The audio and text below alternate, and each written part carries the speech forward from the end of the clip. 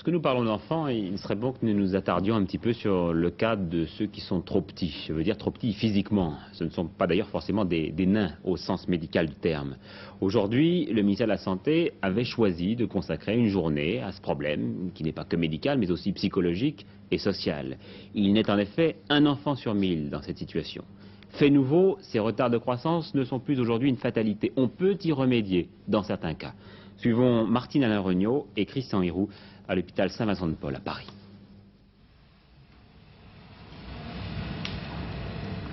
Christine, 1m04, 6 ans et demi. Elle aurait dû mesurer à son âge 1m15, manque 11 cm. On cherche à comprendre pourquoi.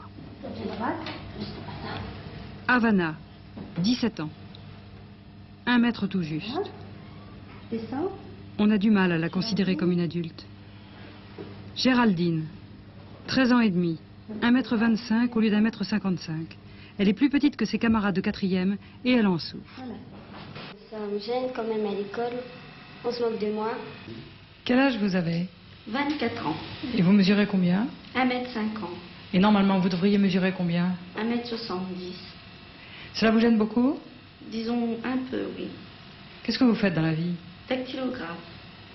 Et ça vous gêne pourquoi Pour mon emploi, ça me gêne pas. Mais disons que dans mon milieu de jeunesse, ça me gêne assez. Avec les copains, les filles? Oui. En gros, on peut distinguer deux sortes de retard de croissance. Le retard de croissance constitutionnel. Ce sont des enfants qui, à un moment donné, se sont arrêtés de grandir.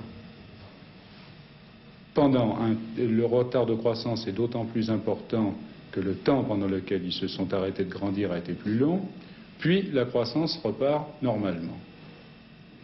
Sur ce type de retard, qui est le retard constitutionnel, et certainement le plus fréquent et de très loin, on n'a aucune possibilité, puisque tout ce qu'on peut constater, ce sont des choses qui se sont passées plusieurs années auparavant, et les processus de croissance sont devenus normaux.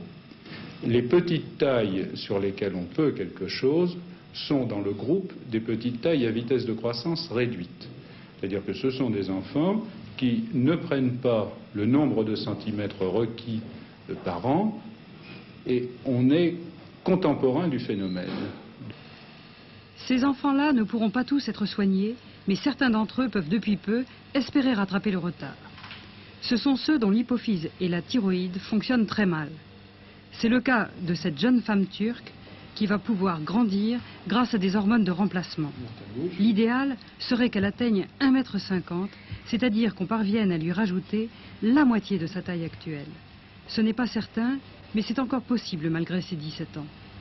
Et cela grâce à une hormone de croissance extraite d'hypophyse de cadavre et qu'il faudra lui administrer à raison d'une injection tous les 2 jours pendant au moins 5 ans.